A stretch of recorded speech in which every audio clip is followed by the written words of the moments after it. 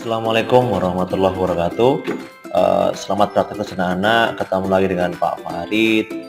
Pada kesempatan kali ini, khususnya pada pertemuan ketiga ini, kita berjumpa lagi di mata pelajaran akuntansi dasar. Pada pertemuan ketiga ini, Bapak akan melanjutkan materi pada pertemuan yang sebelumnya terkait tentang akuntansi dasar. Biar materi pada pagi hari ini lebih bermanfaat, mari kita awali dengan membaca basmalah bersama. Bismillahirrahmanirrahim.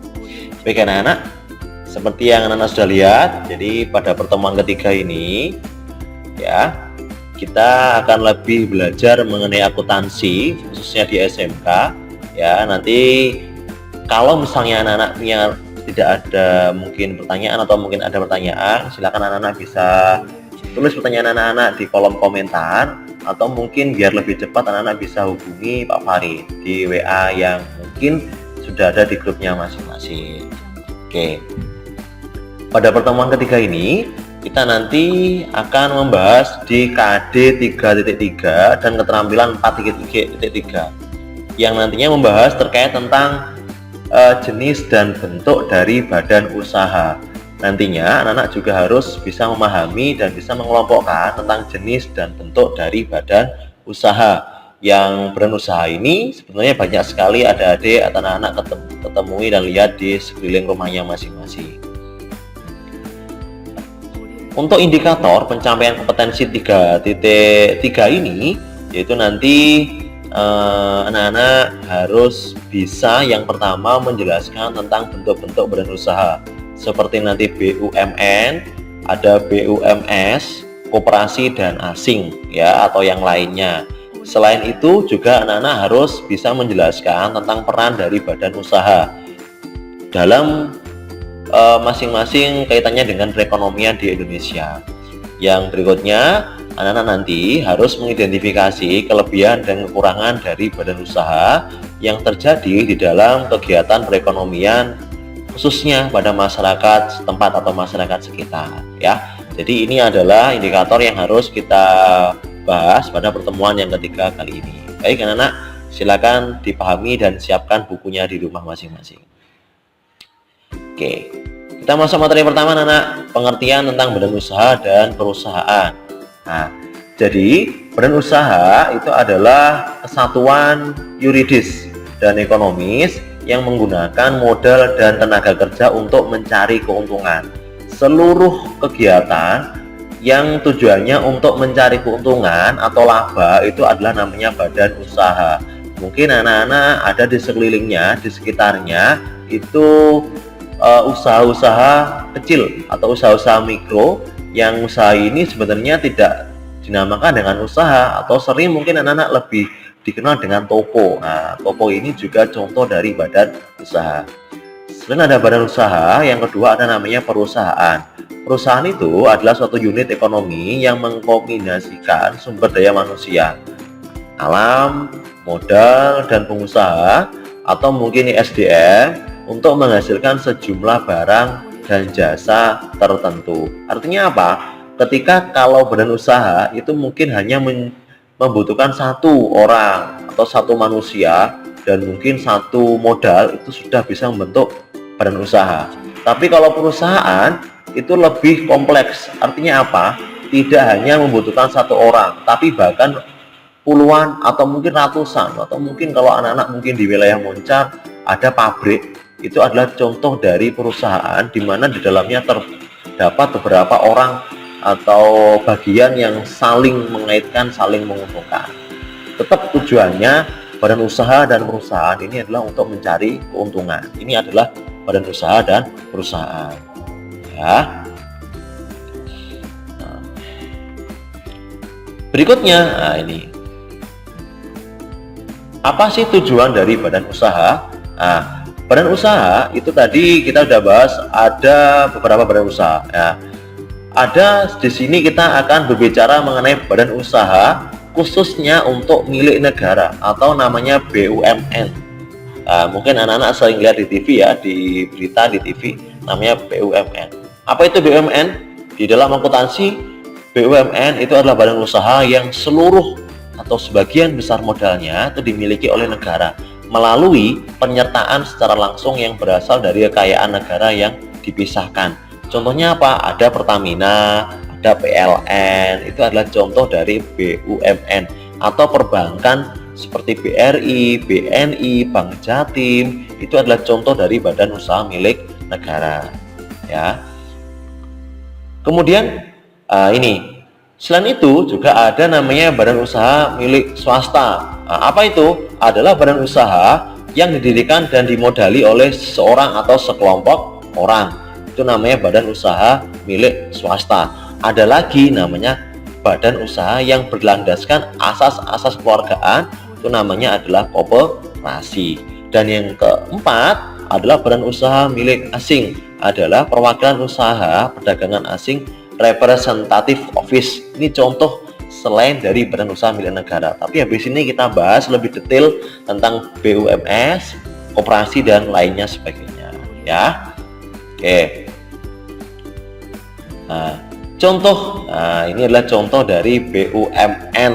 Ada namanya perusahaan jawatan atau perjan. Mungkin anak-anak yang suka jalan-jalan ada dengar istilah jawatan ya di salah satu daerah di Banyuwangi. Itu adalah sebenarnya kenapa Pak kok namanya jawatan dejawatan? Itu karena jawatan di satu daerah di Banyuwangi itu adalah contoh dari BUMN atau perusahaan jawatan. Perusahaan ini sebenarnya adalah perusahaan milik negara, namun modalnya dimiliki oleh pemerintah. Bentuk badan usaha milik negara yang seluruhnya dimiliki oleh pemerintah ini itu biasanya tidak ada yang menggunakan modal perjan karena besarnya biaya untuk melihara perjan tersebut. Makanya kalau ada adik ke jawatan di daerah Banyuwangi mungkin kurang diperhatikan ya beberapa tahun yang lalu. Cuman oleh pemerintah sekarang itu perjan atau jawatan ini sudah dikembangkan tidak hanya sebagai perusahaan tapi sebagai destinasi wisata. Ini akibat dari kurangnya perawatan atau pemberian modal oleh pemerintah kepada perjan atau perusahaan jawatan. Nah, yang kedua ada namanya ini perusahaan umum atau perum. Nah, perum itu apa? Perjan yang sudah dirubah atau perusahaan jawatan yang sudah dirubah. Tujuannya tidak lagi berurusan kepada layanan tetapi sudah profit oriented atau untuk mencari keuntungan. Perum juga seperti perjam dikelola oleh negara dengan status pegawainya sebagai pegawai negeri. Contoh adalah Perum Peruri, satu perusahaan untuk apa? Untuk apa ya kira-kira yo? Nanti silakan ditulis yang tahu jawabannya, silakan tulis di kolom komentar, nanti ada hadiahnya ya. Perum Peruri itu ada apa? Itu adalah Perum. Selain ada perjan, ada Perum, maka berikutnya lagi ada namanya Persero atau perusahaan persorongan, atau tujuannya adalah yang pertama untuk mencari keuntungan dan yang kedua memberi pelayanan kepada umum. Selain itu, modal pendiriannya berasal dari sebagian atau seluruhnya dari kekayaan negara yang dipisahkan berupa saham-saham. Artinya apa? Perum atau Persero ini PT ini tidak seluruhnya pemilikannya adalah miliknya negara. Pihak asing, pihak swasta itu boleh memberikan sebagian modalnya di perusahaan Persero atau mungkin PT. Mungkin anak-anak di wilayah Muncar atau di wilayah daerahnya masing-masing itu ada namanya PT. Itu artinya apa? PT itu adalah perusahaan swasta atau juga perusahaan negeri yang di dalamnya modalnya bisa dari pemerintah juga bisa dari pihak swasta. Nah, selain dari tadi PT itu juga badan usaha yang tidak memperoleh fasilitas dari negara. Artinya apa? Karena PT terdapat sebagian modal dari pihak swasta atau asing, maka pemerintah mulai kalau nggak salah 5 tahun terakhir itu tidak memberikan bantuan fasilitas kepada PT. Sehingga itu ya PT ini sifatnya adalah Persero atau pribadi juga kelompok oleh pemerintah. Contohnya apa Pak Persero Pak? Ini ada PT Garuda Indonesia Airways atau itu mungkin penerbangan ya, ada PT Pertamina, ada PT Perusahaan Listrik Negara atau Persero, ada PT Pos Indonesia, ada PT KAI, dan PT Telkom dan PT yang lainnya. Ini contoh dari Persero yang sudah di dalamnya tidak hanya dapat modal dari pemerintah, namun dari pihak swasta atau pihak asing. Nah, selain tadi sudah kita membahas mengenai BUMN, ya ada Perja, Jawatan, ada Persero, ya ada Perum lah. Maka yang berikutnya kita akan membahas mengenai badan usaha milik swasta atau BUMS. Apa itu BUMS? Adalah badan usaha yang dimiliki oleh swasta pastinya, bukan dari pemerintah.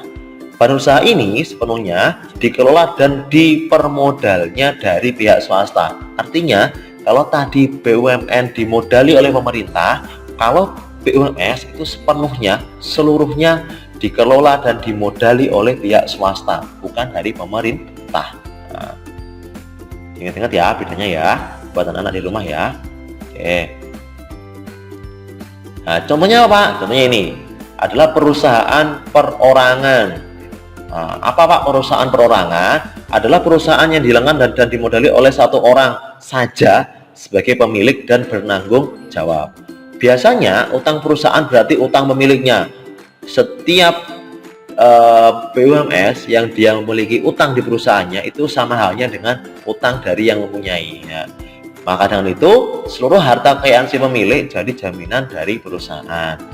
Badan usaha ini ya tidak perlu berbadan hukum, walaupun jika ingin boleh juga dilakukan. Jadi misalnya ingin melaksanakan perusahaannya tanpa ada izin juga nggak apa-apa, mau izin juga lebih bagus lagi. Ya, selain dari perseroan ada namanya perusahaan firma atau FA, ya lebih sering disebut FA.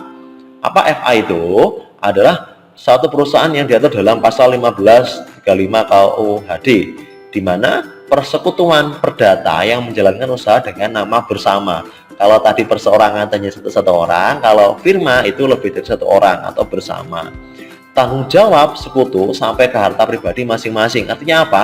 Untuk tanggung jawab hartanya, modalnya itu diberikan untuk seluruh anggota yang menjadi pemilik. Jadi kalau yang tadi satu orang, kalau ini bisa beberapa orang. Tanggung jawabnya adalah bersamaan atau keseluruhan. Ketika terjadi kerugian, maka tidak hanya untuk satu orang pemilik, tapi untuk seluruh pemilik yang memang menjadi tanggung jawab bersama. Didirikan dengan membuat akta otentik atau dibuat oleh para pihak yang menjadi pemilik. Biasanya akta ini didaftarkan ke pengadilan negeri setempat atau daerahnya masing-masing. Ini adalah firman, FA. Selain itu lagi, selain ada perseroan, ada firma, yang berikutnya adalah komandater atau CV. Mungkin anak-anak sering ya melihat ada CV ya ini. Apa tuh Pak CV? CV itu adalah satu perusahaan yang diatur dalam pasal 19 sampai 21 KUHD. Firma dengan sekutu aktif dan sekutu pasif. Sekutu aktif artinya bertanggung jawab secara keseluruhan sampai ke harta pribadi. Biasanya kalau di komandater atau CV ini ada suatu pemilik yang sangat berkuasa, sedang dinamakan dengan sekutu aktif. Sedangkan untuk sekutu pasif itu bertanggung jawab hanya pada modal yang dimasukkan, artinya tidak seluruhnya. Tanggung jawab terbatas dari para pemegang saham. Komandater ini sifatnya adalah CV atau perusahaan swasta yang memang didirikan oleh beberapa orang, tapi ada satu yang berkuasa lebih besar atau dinamakan dengan sekutu aktif. Itu ya, itu adalah perusahaan komandater atau CV. Nah, selain ada CV, ada namanya PT atau perusahaan terbatas. Apa itu? Diatur dalam Undang-Undang Perseroan Terbatas Nomor 40 Tahun 2007, didirikan oleh minimal 2 orang atau pribadi hukum. Mempunyai minimal modal dasar adalah 50 juta. Jadi kalau Anda ingin mendirikan PT itu harus punya modal uang sekitar 50 juta. Minimal modal yang harus disetor ke bank adalah 25% dari minimal modal dasar. Artinya apa? Jika kamu punya 50 juta, maka 25%-nya itu harus disetorkan ke bank. Jadi tinggal hitung aja, misalnya kalau 50 juta dibagi berapa ya? Dibagi 4 berarti sekitaran ada 12,5. Itu harus diberikan ke bank atau ditabung. Ya, itu adalah PT. Berikutnya, nah, sekarang ada BUMN, ada BUMS. Nah, adik-adik sudah memahami itu. Maka yang ketiga adalah kita membahas mengenai koperasi. Apa itu koperasi? Nah, ini yang sering Anda lihat ya di wilayahnya masing-masing. Adalah badan usaha yang dilandaskan asas-asas kekeluargaan sesuai dengan Undang-Undang tentang Koperasi Nomor 25 Tahun 2002 tentang perkoperasian. Dibentuk oleh orang-orang, ada namanya koperasi primer, atau koperasi-koperasi, namanya koperasi sekunder. Dibentuk dengan membuat akta pendirian yang membuat anggaran dasar sesuai dengan badan hukum yang sudah disahkan oleh pemerintah. Itu adalah koperasi.